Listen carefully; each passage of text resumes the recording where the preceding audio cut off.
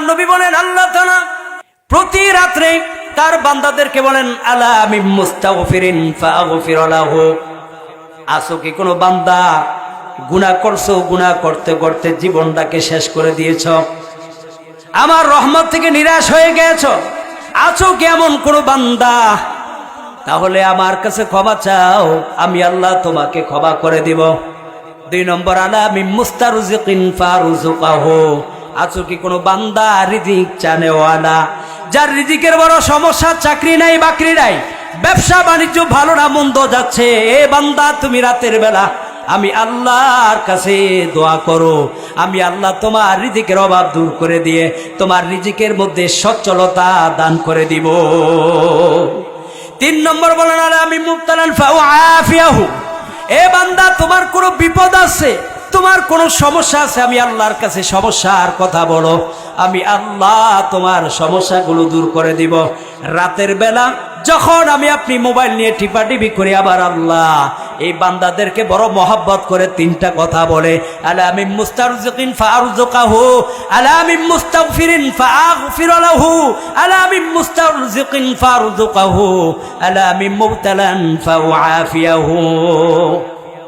আসো তোমার গুনাহ আছে, ক্ষমা চাও রাতের বেলা, তোমার রিজিক দরকার তো রাতের বেলা রিজিক চাও, তোমার বিপদ মুসিবত, হাইকোর্টে দৌড়াইছো, থানায় দৌড়াইছো, অনেক মামলা মোকদ্দমা, তোমার জেল জরিমানা হয়েছে, বিপদ ছাড়ে না, তাহলে তুমি আল্লাহর কাছে বলো, আল্লাহ বলে আমার কাছে চাও, আমি তোমারে সব কিছুর উসিলা ছাড়া আমি আল্লাহ তোর বিপদ দূর করে দিতে পারি, রিজিকের ব্যবস্থা করে দিতে পারি, তোর আমলনামা যত গুনাহ আছে সব আমি আল্লাহ ক্ষমা করে দিতে পারি। সুবহানাল্লাহ। আর রাতের বেলা কি করি আমরা? আগের কালের এক গোলাম, এই গোলাম এক মনিবের অধীনে কাজ করত। তো মনিব যখন, আগে তো গোলাম কেনাবেচা হতো, আপনারা জানেন আগে গোলাম কেনাবেচা হতো। এক মনিব গেছে গোলাম কিনতে, গোলাম কেনার পরে গোলাম 3টা শর্ত দিছে। বলেন কয়টা শর্ত? 3টা শর্ত দিছে। 1 নম্বর, মনিব আমার 3টা শর্ত পালন করবেন। 1, যখন আজানের সময় হবে নামাজের জন্য আমাকে সুযোগ দিবেন। বলেন আল্লাহু আকবার। 2 নম্বর, আমাকে দিনের বেলায় আপনার সেবা নিয়োজিত রাখবেন, রাতের বেলায় আমাকে দিয়ে সেবা নিবেন না। বলছে ঠিক আছে। 3 নম্বর, একটা সিঙ্গেল ঘর দিবেন, যে ঘরে কেউ নাই, আমি ছাড়া কেউ থাকবে না। মনিব বলে এটা কোনো শর্ত হইলো? এটা তেমন কঠিন কোনো শর্ত না, আসো তুমি। এবার মনিব নিয়ে যায়। মনিব নেওয়ার পর তার অনেকগুলো ঘর আছে, এই ঘরগুলো দেখাইলেন। গোলাম একটি ভাঙ্গা ঘরকে পছন্দ করে নিলেন। এবার মালিক বলে আমার অনেকগুলো ঘর আছে, তুমি কেন ভাঙ্গা ঘরটাকে পছন্দ করে নিলা? কই এই ভাঙ্গা ঘরটা আল্লাহ তাআলার ইবাদতের মাধ্যমে সজীবতা লাভ করা যায়, এই জন্য আমি ভাঙ্গা ঘরটা নিয়েছি। ভাঙ্গা হৃদয়ের মধ্যে কয় আল্লাহ থাকে। বান্দা রাতের বেলা ইবাদত করত, নামাজের সময় নামাজ পড়তো, দিনের বেলা মনিবের সেবা করত। একদিন মালিক তার বন্ধু বান্ধবদেরকে নিয়ে মদের আড্ডা জমাইয়া মদ পান করার পর প্রত্যেক বন্ধুরা তার নিজ নিজ জায়গায় চলে যায়। যাওয়ার পর ওই মনিব গোলাপের মালিক সে রাতের বেলা চক্কর দিতে লাগলো।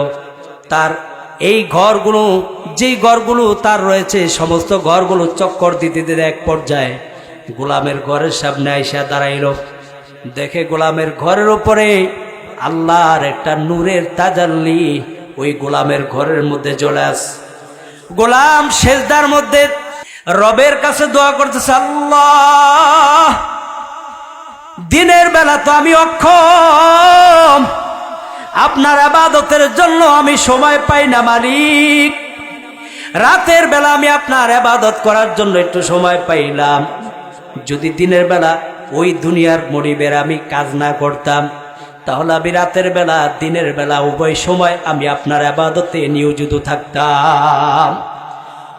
মনিব এই দৃশ্য দেখার পর বিবির কাছে গিয়ে বলল, বিবি আমার, আমি তো গোলামের ঘরের সামনে দাঁড়িয়ে এমন দৃশ্য দেখলাম। এই দৃশ্য বিবির কাছে বলার পর বিবি পরের দিন স্বামী স্ত্রী আসলো। মনিবার তার ম্যাডাম এসে গোলামের ঘরের সামনে দাঁড়াইলো।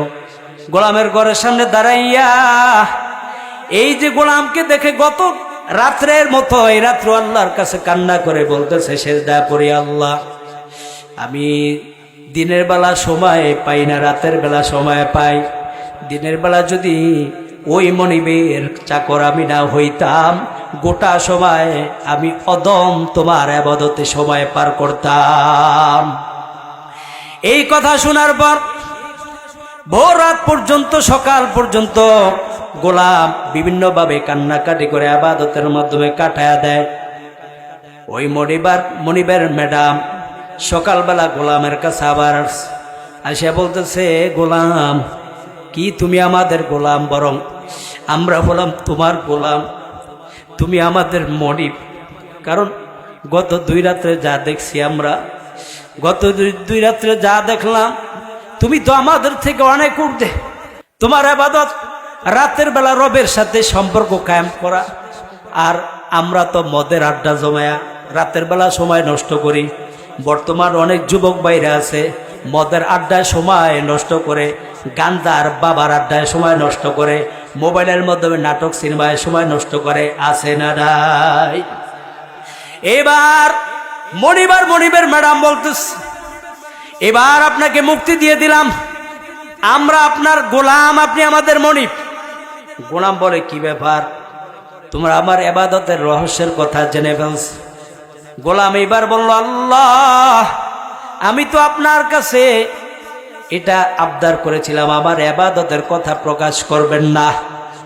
কিন্তু রাতের বেলা এখন বর্তমান কেউ যদি নামাজ পড়ে, অনেক সময় দেখা যায় ঘর সকালবেলা মা বোনরা অথবা ভাইরা গিয়া বলে, ওই মিয়া রাতের বেলা তোমার বিড়ালটা বড় ডিস্টার্ব করেছে।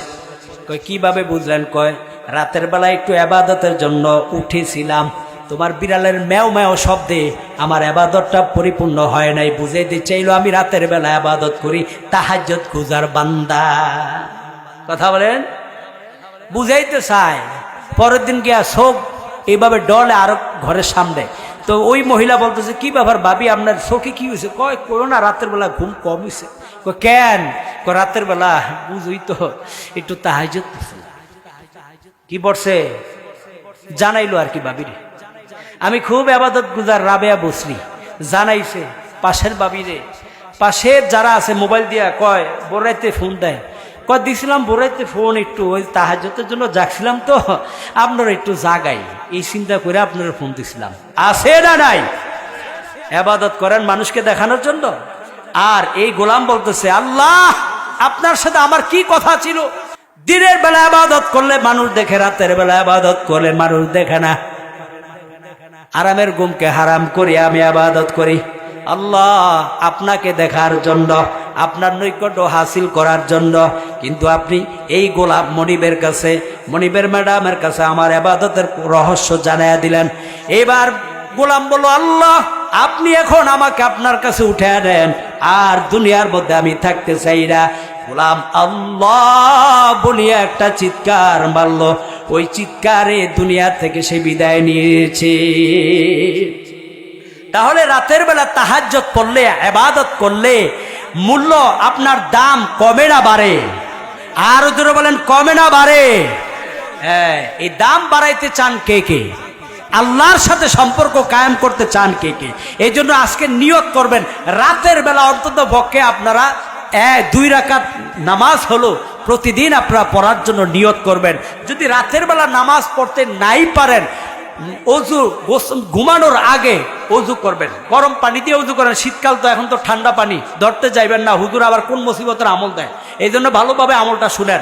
আপনারা গরম পানি দিয়ে অজু করবেন, অজু করে শুয়ে যাবেন, নিয়ত করবেন, আল্লাহ আমি যেন ভোর রাতে আপনার ইবাদতে জাগ্রত হতে পারি, আমি তাহাজ্জুদ গুজার হতে পারি, যেন আমি যেন আপনার সাথে ভোর রাতে কিছু কথোপকথন করতে পারি, আমার গুনার জন্য ক্ষমা চেয়ে নিতে পারি, আমার রিজিক যেন বাড়াইয়া নিতে পারি, আমার রিজিকের অভাব যেন আমি দূর করতে পারি, আমার সমস্যার যেন আমি ভোর রাতে আপনার কাছে পেশ করতে পারি। আল্লাহ আপনি আমাকে ওই ভোর রাতে ইবাদত করার সুযোগ করে দিয়েন। এই নিয়ত করে ঘুমাইলেন। ঘুমানোর পরে হাদিসের মধ্যে আসছে, যখন আপনি ঘুম থেকে উঠলেন, দেখেন মুয়াজ্জিন সাহেব বলতেছে, হাইয়া আলাস সালাহ।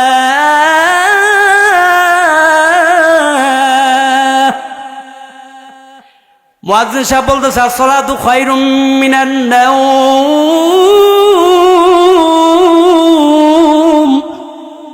এইভাবে ঘুম থেকে নামাজ ভালো। কি ব্যাপার? নিয়ত করে ঘুমাইলাম, রাতের বেলা তাহাজ্জুদ পড়ব, রাতের বেলা তাহাজ্জুদ আর হলো না, মুয়াজ্জিন সাহেব আজান দিয়ে দিছে, ঘুম থেকে নামাজ ভালো। হাদিস বলে নিয়ত করে ঘুমানোর কারণে আল্লাহ তাআলা আপনার আমলনামায় তাহাজ্জুদের নামাজ পড়লে যে সওয়াব হতো পরিপূর্ণ সেই সওয়াব আপনার আমলনামায় লিপিবদ্ধ করে দেয়। আর যে ঘুমটা ঘুমাইলেন, এই ঘুমের ক্ষেত্রে আছে ঘুমটা আপনার পক্ষ থেকে আল্লাহ তাআলা সদকা হিসাবে কবুল করে নেয়। সুবহানাল্লাহ।